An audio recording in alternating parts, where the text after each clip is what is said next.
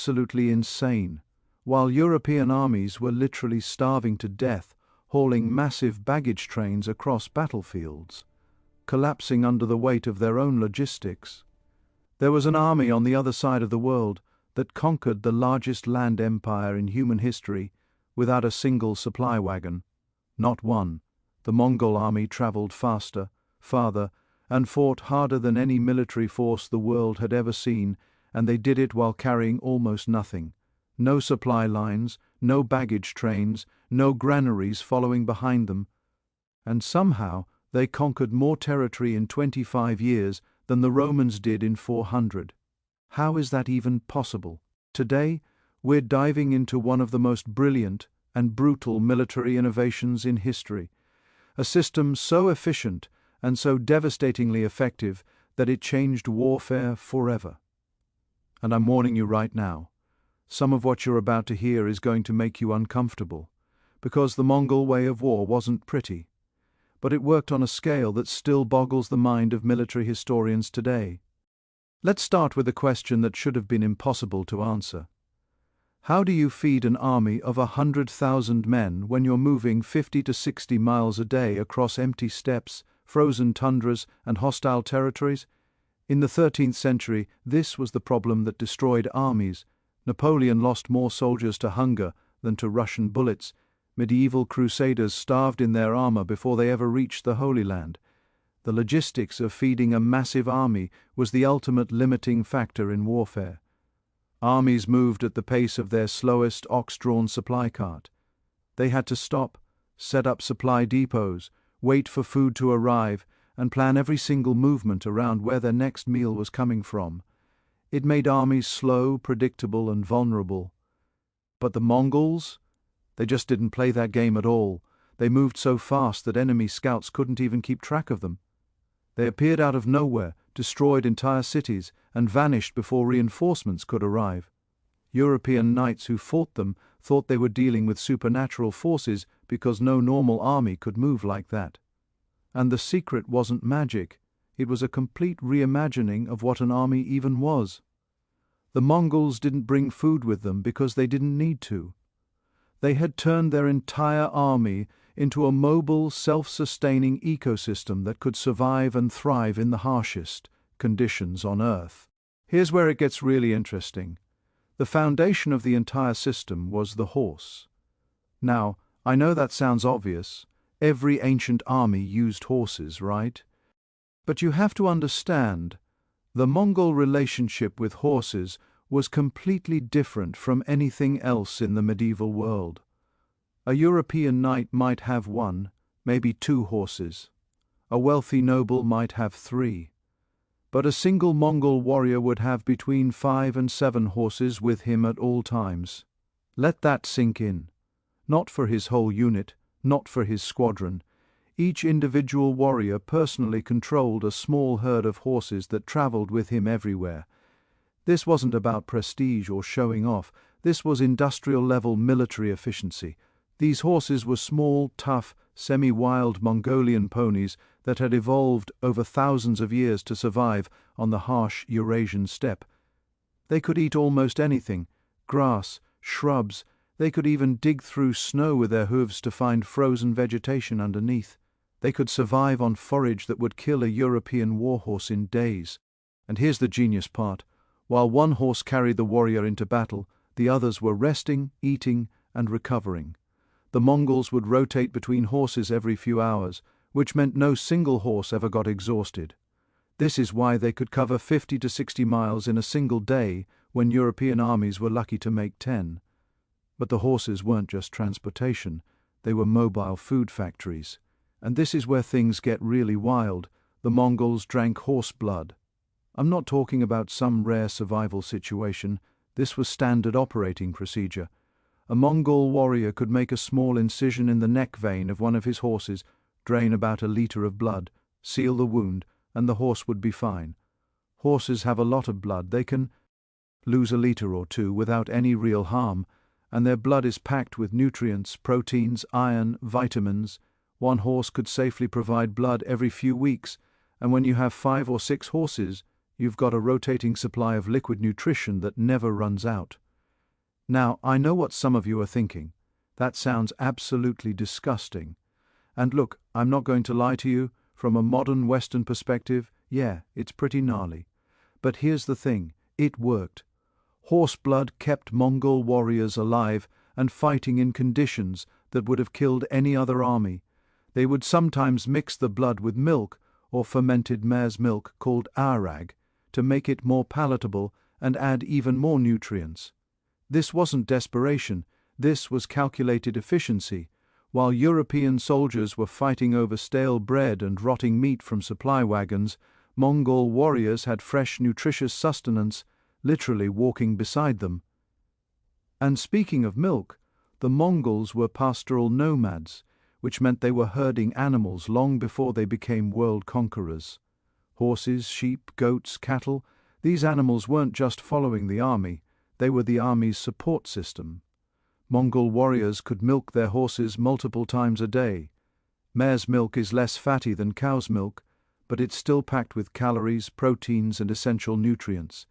They would ferment it into arag, which is slightly alcoholic, easier to preserve, and actually has more nutrients than fresh milk because the fermentation process breaks down complex sugars and proteins into more digestible forms. Here's something that blows my mind about their system. A lactating mare can produce about 2 to 3 liters of milk per day. If a warrior has 6 horses, and even just 2 of them are lactating mares, that's 4 to 6 liters of milk every single day. That's over 2,000 calories right there, plus protein, calcium, vitamins. And the horse loses nothing.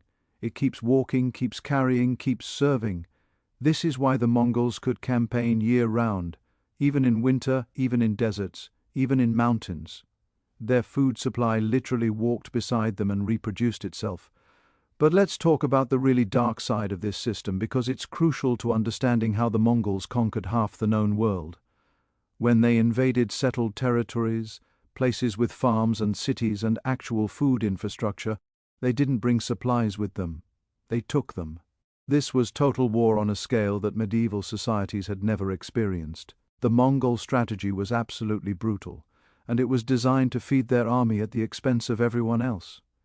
When a Mongol army approached a city, they would send scouts ahead, not just to assess military defenses, but to map out every farm, every granary, every food source in the region. If the city surrendered immediately and provided tribute, which always included massive amounts of food, livestock, and supplies, they might be spared. But if the city resisted, the Mongols would lay siege, and here's where their system really showed its efficiency. They didn't need to maintain supply lines back to Mongolia. They would simply take everything from the surrounding countryside. Every farm was stripped. Every village was emptied. Livestock was seized. Granaries were emptied. Wells were controlled. The civilian population? They got nothing. The Mongols would systematically starve the countryside to feed their own forces. And this wasn't collateral damage, this was deliberate strategy. By devastating the agricultural infrastructure around a city, they ensured that the city couldn't feed itself during a siege. The city would surrender faster, the Mongol army would move on to the next target, and the speed of their campaign would continue uninterrupted. It was ruthlessly efficient, and it was absolutely horrifying for the people living through it. Historical records from Persian, Chinese, and Russian sources describe the aftermath of Mongol invasions, and they're genuinely hard to read. Entire regions were depopulated. Farms that had sustained communities for centuries were abandoned. Irrigation systems that had taken generations to build were destroyed. The Mongols didn't just take the food that was there, they destroyed the capacity to produce more food, ensuring that no resistance could organize behind them. This scorched earth approach meant that rival armies couldn't pursue them either, because there was literally nothing to eat in the devastated territories. Now, let's talk about hunting, because this was another massive part of how the Mongols sustained themselves, and it ties directly into their military training. Mongol warriors grew up hunting on horseback from the time they were children. This wasn't sport, this was survival and military preparation combined. The same skills you need to shoot a deer from a galloping horse are exactly the skills you need to shoot an enemy soldier from a galloping horse. The Mongols practiced something called nurge hunts, massive coordinated hunting operations where thousands of warriors would form enormous circles, sometimes stretching for miles, and gradually close in on an area, driving all the game toward the center. These hunts served multiple purposes. They were military training exercises that taught coordination, discipline, and large-scale tactical movement. They were social events that built unit cohesion. And critically, they were food procurement operations that could feed tens of thousands of people. When a Mongol army was moving through the steppes or through wilderness areas, they would conduct these hunts regularly. The amount of game they could harvest in a single operation was staggering: deer, wild horses, boar, antelope, rabbits, birds, everything. They would preserve the meat by drying it into something similar to jerky, which could last for months. And here's what made this so effective from a military standpoint. Unlike settled armies that needed to stop, set up camp, wait for supplies, and organize logistics, the Mongols could hunt while they moved. Small units would peel off from the main column, conduct quick hunts, and rejoin the army without slowing the overall pace of the campaign. It was food procurement that happened in parallel with military operations, not in addition to them. The army never stopped moving. But we need to talk about the psychological aspect of this, because it's just as important as the physical logistics. The Mongol warrior culture was built around endurance and self-sufficiency. From childhood, Mongol children were taught to ride, to shoot, to survive with minimal resources. They grew up in one of the harshest environments on Earth, the Eurasian steppe, where winters could drop to 40 below zero and summers could hit 100 degrees. They were used to hunger. They were used to discomfort. They were used to going days without a proper meal and then gorging when food was available. This created a military force with a completely different mindset than their enemies. European knights expected regular meals. They expected camps with food preparation. They expected comfort between battles. Mongol warriors expected nothing. They could go 3 or 4 days eating almost nothing but horse blood and dried meat, and then fight a major battle without any loss of effectiveness. Chinese generals wrote about how Mongol soldiers would eat once every 2 or 3 days and still maintain peak physical condition. This wasn't because they were superhuman. It was because their bodies and their minds were adapted to this lifestyle from birth. The Mongols also developed portable food that was incredibly advanced for its time. They created something called borts, which was essentially ultra-dried meat powder. They would take meat, dry it completely until it was rock hard, and then pound it into a fine powder that could be stored in leather bags. This stuff could last for years without spoiling. A Mongol warrior could carry a few pounds of borts and it would be enough protein for weeks. You could mix it with water to make a kind of soup, or just eat it dry if you had to. It was the 13th century version of freeze-dried military rations, and it was incredibly efficient. They also carried dried curds made from milk, which were hard like cheese, but even more concentrated. These provided fats and proteins and could last indefinitely. Combined with the horse blood, the fresh mare's milk, the game they hunted, and the periodic plunder from conquered territories, the Mongols had created a food system that was completely decentralized. There was no single point of failure. You couldn't cut their supply lines because they didn't have supply lines. You couldn't starve them out because they would just hunt, milk their horses, or take food from the countryside. Let me give you a specific example of how devastating this was in actual warfare. In 1241, the Mongols invaded Europe. They had already conquered most of Asia, and now they were coming for the kingdoms of Poland and Hungary. European armies mobilized to stop them. These were professional military forces, with all the traditional medieval logistics: supply wagons, camp followers, blacksmiths, cooks, the whole apparatus of medieval warfare. The Mongol force that invaded Europe numbered around 20 to 30,000 warriors, but each warrior had multiple horses, so the total size of their horse herd was over 150,000 animals. The Europeans couldn't understand what they were facing. The Mongols would appear suddenly, attack with devastating speed, and then vanish before reinforcements could arrive. European commanders tried to predict where the Mongols would strike next by figuring out where they were getting supplies, but there were no supply depots to find. The Mongols were living off their horses and off the Hungarian countryside. They moved so fast that by the time European forces mobilized to engage them, the Mongols were already somewhere completely different. At the Battle of Mohi in Hungary, the Mongols achieved one of the most decisive victories in medieval history. They destroyed a Hungarian army that outnumbered them, killing tens of thousands of European soldiers. And then, instead of occupying territory like a normal conquering army would, they just kept moving. They didn't need to hold ground. They didn't need to secure supply routes. They took what they wanted and disappeared back into the steppes. The only reason they didn't conquer all of Europe was because the great Khan died back in Mongolia and the Mongol commanders had to return for the succession crisis. But in terms of pure military capability, Europe had absolutely no answer to the Mongol way of war. Now let's talk about what happened when the Mongols were operating in truly extreme environments, because this is where their system really proved its worth. When Genghis Khan's grandson Batu Khan invaded Russia in the middle of winter, European commanders thought the Mongols were insane. Nobody campaigned in the Russian winter. Armies would freeze, supplies would run out, horses would die. It was considered militarily impossible. But the Mongols actually preferred winter campaigns in Russia. You know why?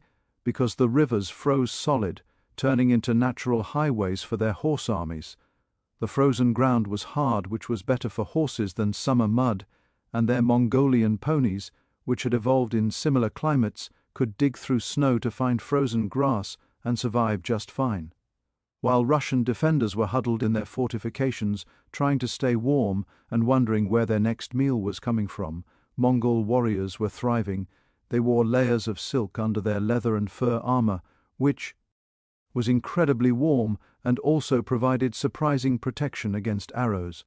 They had portable felt tents called gurs that could be set up in minutes and were remarkably well insulated. They drank airag, which provided calories and a slight warming effect from the alcohol.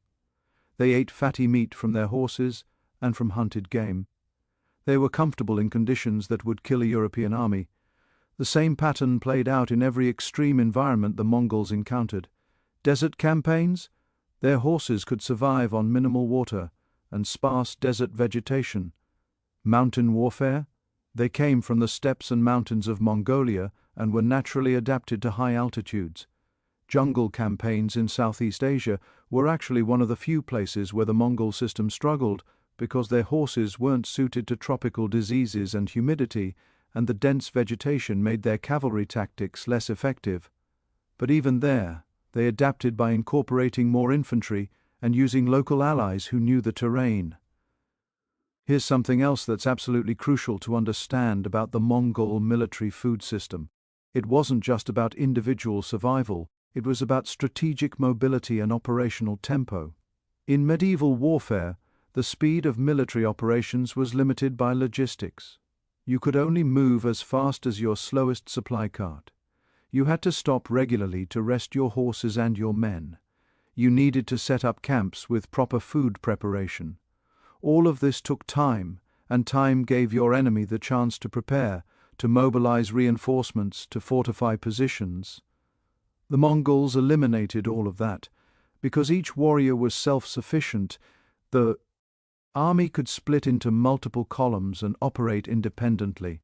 They pioneered something that modern militaries call maneuver warfare, hitting the enemy from multiple directions simultaneously, creating confusion and preventing any coordinated defense. They could do this because they didn't need centralized supply depots. A Mongol Tumen, a unit of 10,000 warriors, could operate independently for months without any support from the main army. They would coordinate attacks across hundreds of miles, striking multiple cities simultaneously, and the defenders couldn't tell where the main force actually was. This level of operational flexibility was unheard of in medieval warfare. It would be like if a modern army could deploy without needing fuel trucks, supply convoys, or logistics bases. It completely changed the calculus of warfare. Cities that thought they were safe because they were far from the front lines suddenly found Mongol warriors at their gates. Armies that thought they had time to prepare were destroyed before they could fully mobilize. The psychological impact was devastating. Defenders never knew where the Mongols would strike next, which created panic and paralyzed decision-making. Let's also talk about the political and economic genius behind this system, because Genghis Khan wasn't just a military commander, he was an administrative genius who understood that logistics win wars. One of his key innovations was the yam system, which was a network of way stations across the Mongol Empire. These weren't supply depots for armies, they were communication and rest stations for messengers and small military units. But here's the clever part. Each yam was required to maintain horses and basic supplies for Mongol officials and soldiers passing through. This meant that while the main army traveled light and self-sufficient, small units and messengers could move even faster by using relay stations. You could cross the entire Mongol Empire, from the Pacific Ocean to Eastern Europe, faster than messages could travel in any other medieval kingdom.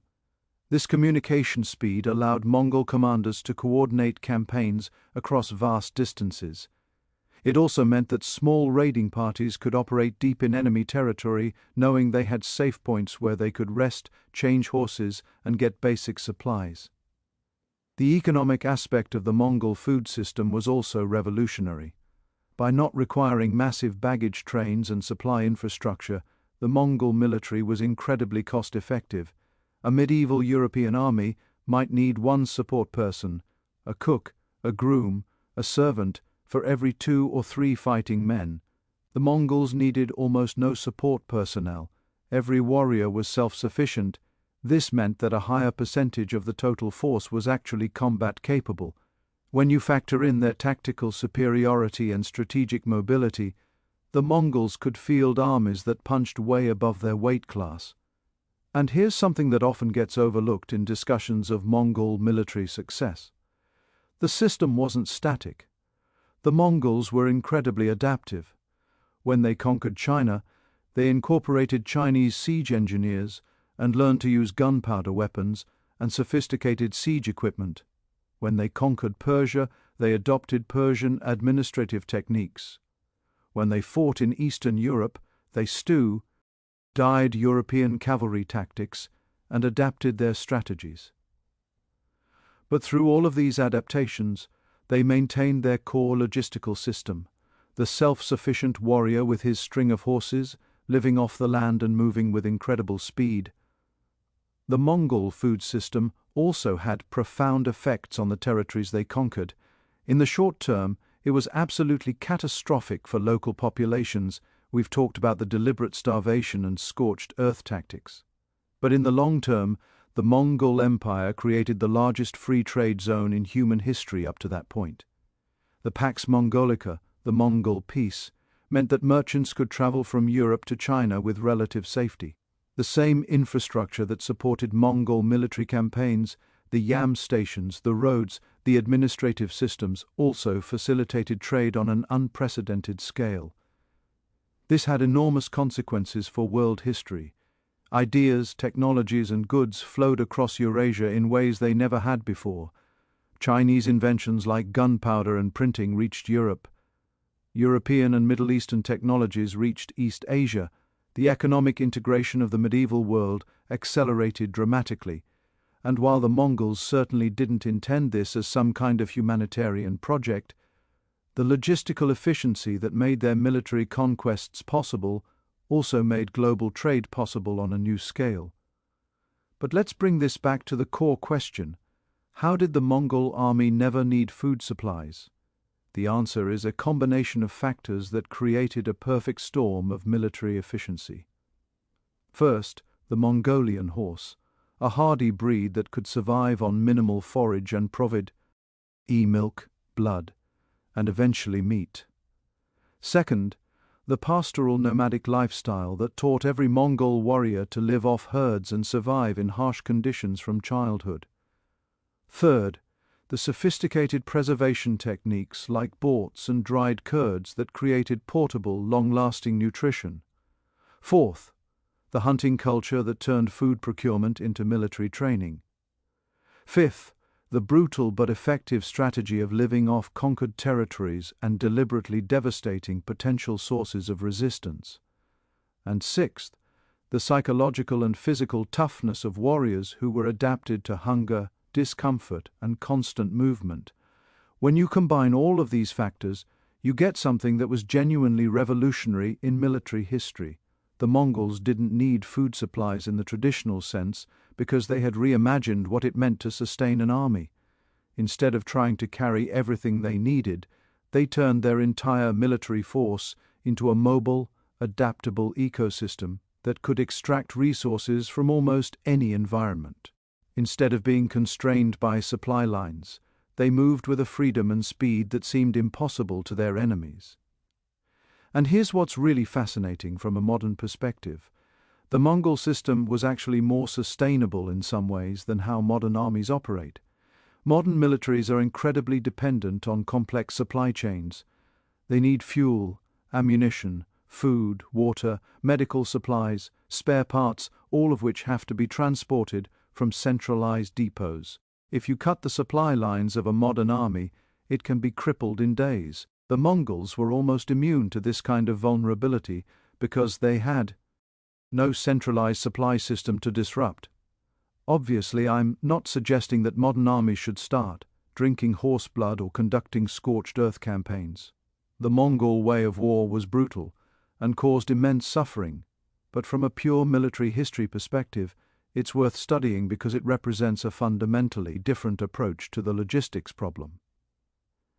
The Mongols solved the question of how to feed an army by making each soldier responsible for his own sustenance, and by creating a culture where self-sufficiency and endurance were the foundation of military effectiveness.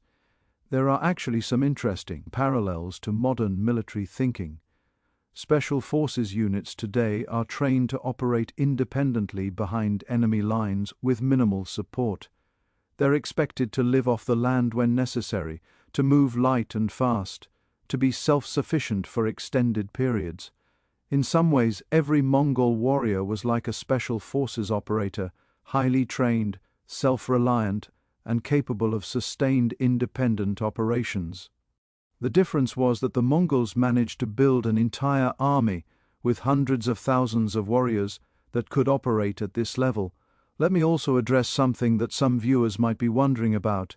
Were the Mongols the only pre-modern army to use these techniques? Not entirely.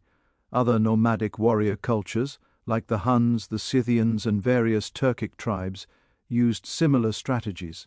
Drinking horse blood and milk, living off herds, highly mobile cavalry warfare, these were common features of steppe nomad military culture, but the Mongols perfected these techniques and combined them with sophisticated strategy, discipline, and organization on a scale that no other nomadic people had achieved.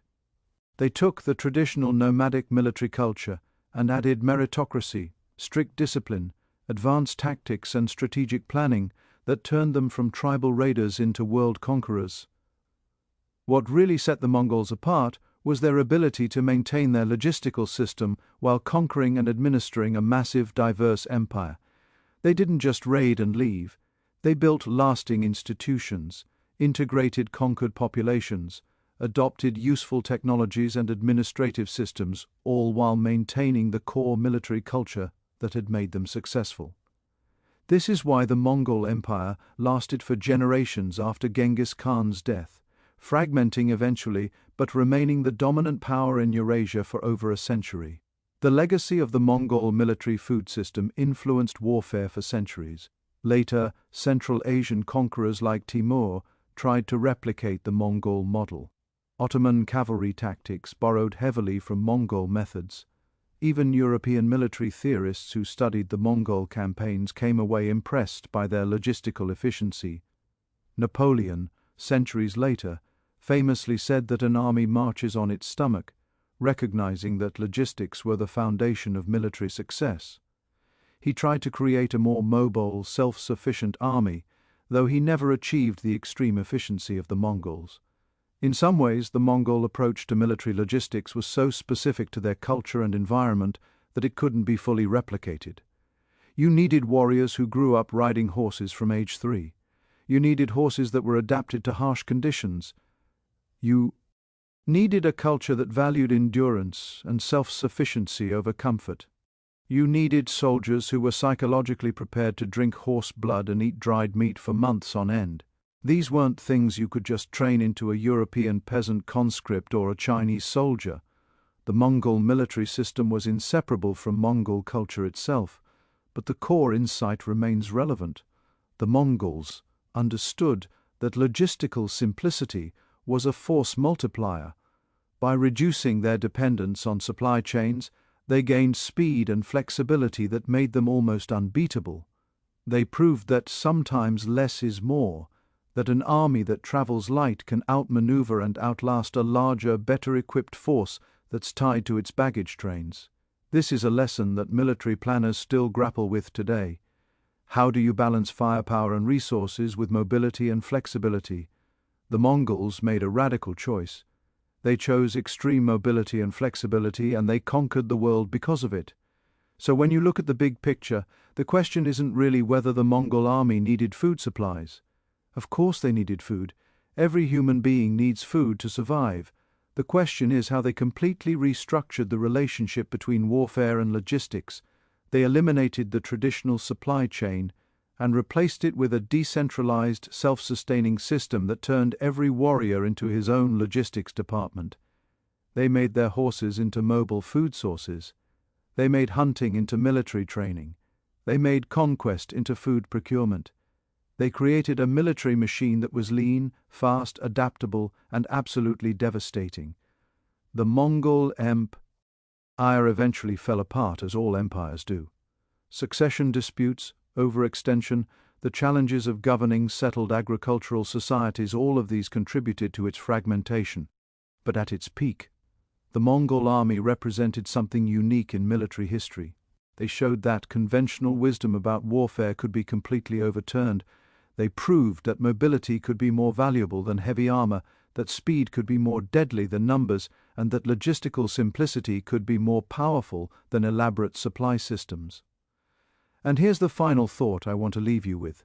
The story of the Mongol military food system is really a story about adaptation, innovation, and the power of thinking differently. The Mongols didn't conquer the world because they were inherently superior people. They conquered it because they developed a military system that was perfectly adapted to their strengths and their environment. They took the harsh realities of life on the steppe, the cold, the scarcity, the constant movement, and they turned those into military advantages. They didn't try to fight like European knights or Chinese infantry. They created their own playbook, and it worked so well that it changed the course of world history. So the next time someone tells you that success requires massive resources and elaborate preparation, remember the Mongols. Sometimes the most powerful approach is to strip everything down to the essentials, to be mobile, to be adaptable, to be willing to do things that others consider impossible or unthinkable. The Mongols drank horse blood, lived in the saddle and moved through blizzards and deserts with nothing but what they could carry. And they built the largest contiguous land empire the world has ever seen. That's the power of rethinking the fundamentals, of refusing to accept conventional limitations, and of building a system that turns your constraints into your greatest advantages. Thanks for watching, and if you found this deep dive into Mongol military logistics as fascinating as I did, hit that subscribe button because we're going to keep exploring the hidden mechanics that changed history. Leave a comment below telling me what historical topic you want me to tackle next. And remember, history isn't just about dates and battles, it's about the brilliant, weird, and sometimes brutal innovations that made those dates and battles possible. See you in the next one.